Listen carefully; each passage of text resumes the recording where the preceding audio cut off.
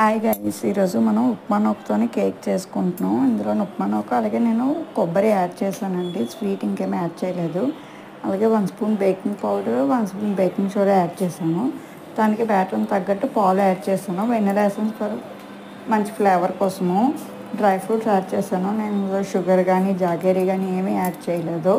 Only dry coconut powder ఉంటుంది కదా, sweetness కూడా అది మాత్రం యాడ్ చేశాను. ఇది యాడ్ చేసి ఓవెన్లోని బౌల్లో మనం కావాలంటే ఏ షేప్ కావాలంటే ఆ షేప్ చేసుకోవచ్చు. నేను బ్రెడ్ మోల్డ్ తీసుకున్నాను. ఓవెన్లోని ఇది చెబితే ఈ ఓవెన్ అయితే కన్వర్షన్ ఓవెన్ అండి. దాని వెయిట్ బట్టి అది టైం తీసుకుంటుంది. అది ఎంత వెయిట్ చూపించిందో లేదు, నాకు 50 మినిట్స్ తీసుకుంది ఓవెన్లోని.